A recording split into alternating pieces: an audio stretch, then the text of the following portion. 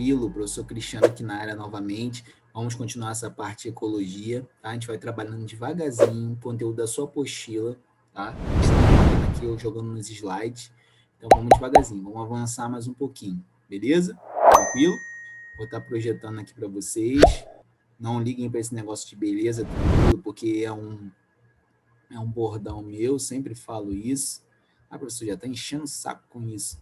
Não, calma, homem, calma. Beleza? Então, vamos lá. Então, eu estava falando de fluxo energético de uma cadeia alimentar, né? Na aula passada, né? Então, o fluxo de energia de uma cadeia alimentar, ou seja, ela é sempre maior no produtor e vai reduzindo ao longo dos níveis tróficos que passam. Então, eu tenho ali o consumidor primário vai ter menos energia do que o produtor, o consumidor secundário vai ter menos energia do que o consumidor primário e o produtor, o consumidor terciário vai ter menos energia que o consumidor secundário, que o consumidor primário, que o produtor, beleza? Então, na realidade, a energia a gente chama de decrescente. A energia, o fluxo energético, ele é decrescente e unidirecional, ou seja, ele sempre se reduz dos produtores em direção aos consumidores. Essa passagem ele vai sempre reduzindo, e ele é unidirecional por quê? Porque sempre ele vai em direção aos consumidores. Eu nunca posso ter, por exemplo, os consumidores mandando energia para os produtores, eu nunca posso ter isso. Por isso que a pirâmide de energia, ela nunca pode ser invertida. Por quê? Porque eu nunca vou ter os produtores com menos energia do que os consumidores. Então, por isso que eu não posso ter a pirâmide de energia, por exemplo, invertida. Ela nunca pode ser invertida justamente por causa disso, porque os produtores têm sempre um máximo de energia e ela vai reduzindo ao longo dos níveis tróficos. Tranquilo? Então, o que é essa eficiência ecológica, né, que dá-se na sua apostila aí? É aproximadamente apenas 10%, ou seja, cerca de 90% da energia total disponível em um determinado nível trófico não são transferidos para o seguinte. Então, ele está dizendo que grande parte da energia que é produzida, por exemplo, pelos produtores, ela não vai ser transportada para os consumidores primários, ela vai ser guardada com ela vai ser utilizada com a própria planta, e uma parte menor vai ser passada para os consumidores. É isso que ele está querendo te dizer aí. Tranquilo? Beleza. Então, vamos caminhar. Deixa eu aumentar aqui a tela. Vocês estão conseguindo me ouvir bem, né? Então, vamos à questão das relações ecológicas. Galera, eu estou passando uma pincelada. Eu não sei como é que está o conhecimento de vocês em relação a isso. É bom até essas aulas que eu vou conseguir saber mais ou menos como é que vocês estão, tá? Então, vai me dando um feedback aí, vai me dizendo se as aulas estão boas, se estão ruins, para eu poder acelerar, eu poder ir mais devagar, tá? Depois a gente vai fazer questão dessas coisas. Relações ecológicas. Então, vamos lá. Quais são as relações ecológicas? Eu creio que vocês lembram. As relações ecológicas, elas são relações entre os seres vivos. Como é que os seres vivos estão lidando entre si? Como é que está essa relação de um ser vivo com o outro, de seres vivos da mesma espécie? Como é que pode estar essa relação? E a ecologia resolveu organizar isso em relações que são do tipo intraespecíficas ou interespecíficas, tá? Então, se você perceber bem, as interespecíficas são relações entre espécies diferentes, e as intraespecíficas são relações entre indivíduos da mesma espécie, tá? Então, interespecíficas entre indivíduos de espécies diferentes e intraespecíficas entre indivíduos da mesma espécie. Essas relações, elas podem ser do tipo harmônicas ou desarmônicas. As harmônicas são aquelas que não há prejuízos para os indivíduos envolvidos, e as desarmônicas é aquela que os indivíduos são prejudicados. Não os dois, mas pelo menos um dos indivíduos são prejudicados por essas relações. Por exemplo, a relação de predatismo, de predação, é uma relação desarmônica. Por quê? Porque ela é benéfica para quem está comendo, mas ela é ruim para quem está sendo comido. Então, é uma relação que nós chamamos de mais-menos. Ela é positiva para um indivíduo e negativa para outro. Então, ela entra dentro do que nós chamamos de desarmônica. Beleza? Tranquilo. Harmônica, quando há benefício para ambos, ou quando há benefício para um e o outro não sofre influência nenhuma com essa relação. A gente vai ver algumas dessas relações. Então, ele separou um pouquinho as interações positivas, né? Intraespecíficas e interespecíficas. Então, aquelas que são entre indivíduos da mesma espécie, elas são aí a sociedade e a colônia, tá? E as interespecíficas, Elas são de espécies diferentes, pode ser aí o mutualismo, a protocooperação, o comensalismo. Beleza? Tranquilo. E as relações desarmônicas, aquela que há prejuízo para os indivíduos, né, envolvidos? Elas podem ser intraespecíficas, ou seja, entre seres vivos da mesma espécie, por exemplo, o canibalismo, a competição intraespecífica, tá? E eu tenho as interespecíficas, ou seja, entre indivíduos de espécies diferentes. Então, entre indivíduos de espécies diferentes, eu vou ter relações em que um indivíduo sai beneficiado e o outro sai prejudicado. Quais são os nomes dessas relações, né? Elas podem ser a competição interespecífica, a competição entre indivíduos de espécies diferentes, depois a gente vai detalhar. Eu tenho o amensalismo, eu tenho o predatismo e o parasitismo. Tá? Então, a gente está trabalhando um pouquinho da ecologia e das relações ecológicas. Então, tá aí as relações ecológicas, o nome já diz, eu já expliquei, né? As harmônicas são aquelas que trazem benefícios para os envolvidos, as desarmônicas prejudicam, os indivíduos acabam saindo prejudicados, as relações intraespecíficas entre indivíduos da mesma espécie e as interespecíficas entre indivíduos de espécies diferentes. Bom, a gente vai começar então nas relações aí chamadas de, deixa eu botar o meu quadradinho para cá, nas relações chamadas de harmônicas interespecíficas. Então, são aquelas que não trazem prejuízos para os indivíduos envolvidos e são entre espécies diferentes, interespecíficas entre espécies diferentes. Então, nós temos aí o tal do mutualismo, tá? Que é um tipo de simbiose harmônica obrigatória. Então, eu digo que o mutualismo é como se fosse um casamento, né? São os indivíduos que se juntam, ficam juntos e jamais, nunca mais conseguem viver separados. Então, a gente chama isso de casamento. Ah, professor, mas o casamento não é assim, tá? Os indivíduos podem se separar, sim, mas teoricamente, pela lei da igreja, os indivíduos se juntam e nunca mais podem se separar. Então, é a ideia do mutualismo, tá? Então, eles resolvem se juntar para se ajudar, é uma relação de simbiose, de ajuda mútua, em que eles se juntam para nunca mais se separar. Quem são esses indivíduos aí, né? Os exemplos, né, de mutualismo? Tubo digestório de ruminantes são aqueles indivíduos que apresentam o estômago dividido em 4 cavidades, né? Por exemplo, bois, vacas, lhamas e por aí vai. Então, lá dentro eu tenho as bactérias dentro do estômago desses animais, do sistema digestivo, e essas bactérias vão atuar realizando o processo de digestão. Então, a bactéria realiza a digestão da celulose, beleza? Tranquilo?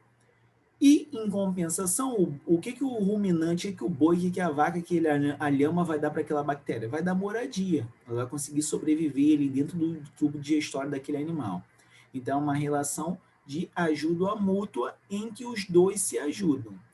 O ruminante dá a moradia e a bactéria ajuda na quebra da celulose. Tranquilo? Então, é uma relação mutualística. Se eu separar os dois, eles não podem viver separados. Eles vão acabar morrendo.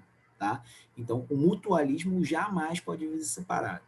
As micorrizas, que são relações de bactérias com raízes de plantas, também são bem comuns aí, bactérias com raízes de plantas. Eu tenho os líquens aí, que são relações de algas com bactérias, também líquens aí. E eu tenho os rizóbios, que são são bactérias que vivem ali nas raízes das plantas para extrair nitrogênio. A gente vai ver daqui a pouco aí que existe o ciclo do nitrogênio.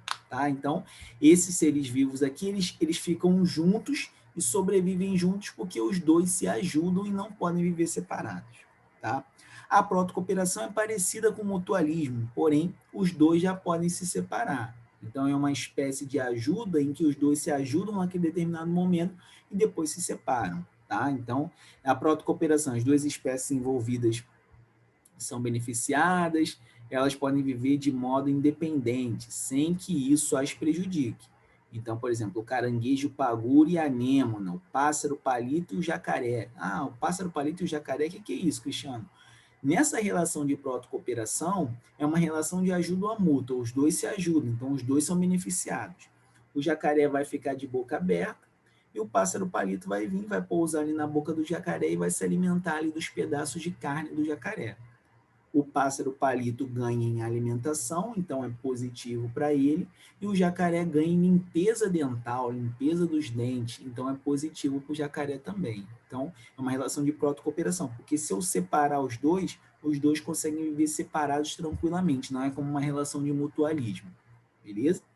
Eu tenho aí o comensalismo. O comensalismo já é uma relação alimentar. É uma associação entre indivíduos para obter o alimento. Então, por exemplo, o tubarão e a rêmora. A rêmora é aquele peixe que fica ali colado no tubarão, né? Esse peixe que fica colado no tubarão aí, ele se alimenta dos restos de alimento do tubarão. Para o tubarão, tanto faz ele estar presente ali ou não. Agora, para a rêmora é interessante ela estar presente. Por quê? Porque ela se aproveita dos restos alimentares. Então, é uma associação entre indivíduos de espécies diferentes, na qual a associação de um deles não prejudica o outro. Um animal que aproveita os restos alimentares de uma espécie é denominado de comensal. Tá? Eu tenho a ideia da rêmora e do tubarão no comensalismo, eu tenho também a ideia da hiena. A hiena se aproveita dos restos de alimento do leão, né, muitas das vezes. Então, o leão, o aproveitamento da hiena não interessa de nada. Agora, para a hiena é muito importante, né? Positivo para ela e zero para o outro, porque não tem influência alguma. É uma relação de comensalismo. Lembrando que a relação de comensalismo está relacionado diretamente com a ideia de alimentação. Tranquilo? Beleza. O inquilinismo ou pibiose. Pô, inquilino. Tu lembra logo de inquilino, né? Pô, o que é um inquilino? O inquilino é aquele cara que mora na sua residência. Isso é um inquilino. Então, por exemplo, se você tem uma casa para alugar, o cara que mora na sua casa alugada, ele é o seu inquilino. Ele é o cara que mora ali na sua casa. A mesma coisa a ideia de relações ecológicas. O inquilinismo é aquele cara que reside, que mora em cima de um outro ser vivo. Tá? Então, por exemplo, vocês conhecem esse exemplo muito comum, o peixe-palhaço e a anêmona do mar. Já viram naquele filme Nemo? Então, o peixe-palhaço ele sobrevive, ele vive ali em cima da anêmona. Aquilo ali é uma ideia de inquilinismo, ou seja, um ser vivo residindo, morando em cima de um outro ser vivo. Tá? O epifitismo é uma forma de inquilinismo, só que em vegetais. O inquilinismo ou epibiose é uma relação em animais e o epifitismo é uma relação em vegetais. Tá? No caso do epifitismo, o exemplo mais comum é o da orquídea. Tá? Orquídeas são epífitas. As orquídeas elas costumam se abrigar na copa das árvores para obter mais luz solar, para obter mais chuva. Então, é uma característica comum das orquídeas serem epífitas, elas residirem em cima de outras plantas. Reparem bem, muitas provas, às vezes, eles querem comparar a relação da erva de passarinho com a orquídea. A erva de passarinho é uma planta que também sobrevive em cima de outras plantas, porém a erva de passarinho é uma relação de parasitismo. Ela parasita, ela retira nutrientes da planta hospedeira, tá? O epifitismo não tem isso. O epifitismo está só ali, só para aproveitar a luz, para residir ali na copa das árvores, tranquilona, ela não prejudica o ser vivo que ela está ali em cima. Beleza? Ok. As relações desarmônicas é aquelas que são negativas, né? Que você já devem ter escutado falar, né? Relações desarmônicas, né? São aquelas que são negativas. Então, só que agora a gente vai ver as intraespecíficas. As intraespecíficas são aqueles tipos de relações desarmônicas que são entre indivíduos da mesma espécie. Tá? Então, por exemplo, nós temos aí o canibalismo e a competição intraespecífica. O canibalismo, o próprio nome, você já sabe o que é. Né? O canibalismo é você comer, você ingerir um ser vivo da mesma espécie que você. Então, por exemplo, se você trabalha com as tribos canibais, são tribos que ingerem carne humana. Tá? A ideia do canibalismo é a mesma coisa. É quando você ingere, você come um ser vivo, se alimenta de outro da mesma espécie que ele. Um exemplo legal e interessante é a ideia do louva-a-Deus. O louva-a-Deus fêmea, ele tem um tamanho maior do que o do macho. E muitas das vezes, no processo de maturação dos ovos, ele tende a se alimentar do macho. Por quê? Porque o macho é aquele cara que está ali mais perto dela.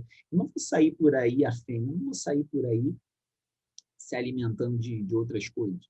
Eu vou chegar lá e, pum, eu vou comer logo o macho que está ali do meu lado, ele é menor, como logo ele, eu obtenho logo a energia dele, para eu maturar os meus ovos. É uma característica relacionada ao louva-a-Deus. Então, a ideia da maturidade feminina, a ideia do desenvolvimento feminino, da força feminina, ela é mostrada bem nessa característica do louva-a-Deus fêmea, quando ele se alimenta do macho, tá? Para obter energia aí para a maturação dos seus ovos. Tá? Então, é uma ideia de canibalismo. Estou comendo o mesmo indivíduo ali, né? Da mesma espécie que eu. Tá? Competição intraespecífica. Beleza? Galera, vai me dizendo se eu estou indo rápido, se eu estou indo devagar, tá? Porque eu não sei se esse conhecimento já foi para vocês. Competição intraespecífica é a relação de disputa de recursos, abrigo, então, entre indivíduos da mesma espécie. Então, por exemplo, dois leões vão disputar fêmea, vão disputar moradia, vão disputar alimento. A tendência é que eles façam uma competição entre si, por esse alimento, por essa moradia e por essa fêmea. Tá? Então, a competição intraespecífica, a competição entre indivíduos da mesma espécie. Bom, eu tenho as relações desarmônicas interespecíficas, tá? Então, eu tenho aí o predatismo, que você já conhece, é quando um ser vivo se alimenta do outro. Eu estou falando de relações interespecíficas, tá? Entre espécies diferentes. Eu tenho o tal do parasitismo, quando um ser vivo parasita o outro, retira nutrientes desse ser vivo parasitado. Então, por exemplo, os vermes, as verminoses que atuam no nosso corpo, são parasitas, tá? Eles tendem a se aproveitar do nosso corpo para obter aí o nutriente necessário para a vida dele. Por exemplo, o coronavírus. O coronavírus é uma ideia de parasitismo. Por quê? Porque ele vai entrar no nosso organismo, vai parasitar uma das nossas células para conseguir realizar processos de reprodução, para desenvolver os vírus em massa. Então, em teoria, é uma ideia de parasitismo. Tá? Então, você vai retirar vantagens de um determinado indivíduo até causar até possivelmente a morte desse indivíduo.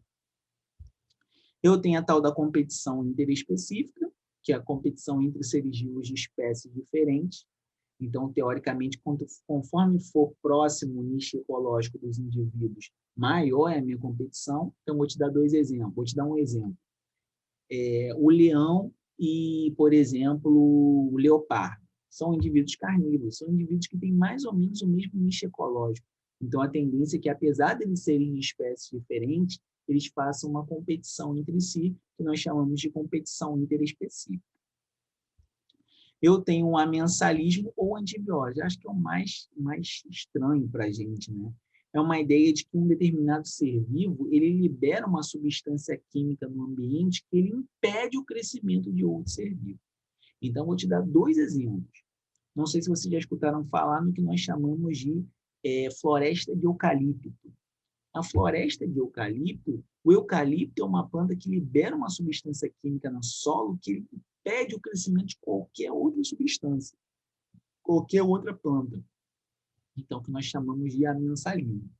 Tá? Então, tanto que muita gente fala, não há reflorestamento de eucalipto, e realmente não há reflorestamento de eucalipto. É uma coisa bem complicada, reflorestamento de eucalipto, porque só nasce eucalipto, não nasce nenhum outro tipo de planta por causa dessa característica amensal aí do eucalipto. Nós temos também o fenômeno da maré vermelha, que é aquele fenômeno que é a superprodução de dinoflagelados, que são algas, no mar, devido à grande quantidade de matéria orgânica. Essas algas aí se super reproduzem de uma forma acentuada, abundante, tá? E elas impedem o desenvolvimento de outros vegetais marinhos. Tá? É uma ideia também de amensalismo. Então, quando a planta ou ser vivo libera uma substância química que impede o desenvolvimento de outros seres vivos, amensalismo ou antibiose. Beleza? Então, tem aí umas adaptações, né? Mimetismo, camuflagem, aposematismo. Então, vou tentar caracterizar basicamente para vocês, tá? O aposematismo é aquela ideia de cor de perigo, uma coloração de advertência. Então, por exemplo, alguns sapos ou algumas cobras, elas têm uma coloração acentuada, uma coloração amarelada, com preto, vermelho, é um padrão colorido para poder causar advertência a determinados predadores. Então, o predador que vê aquela coloração amarela com preto, ele já vai se sentir incomodado em se alimentar daquele determinado indivíduo. É o que nós chamamos de um padrão aposimático, um aposimatismo.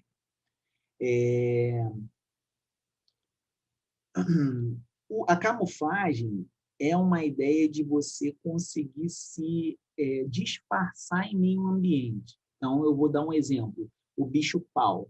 O bicho-pau, ele tenta se camuflar no ambiente. Ele vai se transformar como se fosse um graveto, uma madeira, justamente para ele passar desapercebido em relação aos predadores. Isso é uma ideia de camuflagem. Reparem bem, o mimetismo que a gente fala agora é quando o ser vivo se disfarça de outro ser vivo para conseguir aí, se afastar ou afugentar possíveis predadores. Então, eu vou dar um exemplo que veio agora na minha cabeça.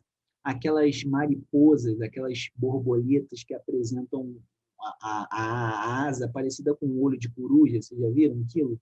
Então, aquilo ali é uma ideia de mimetismo. Ela está se disfarçando de um outro ser vivo maior para conseguir afugentar um predador, porque quando o predador achar que ela é um ser vivo maior e não atacar.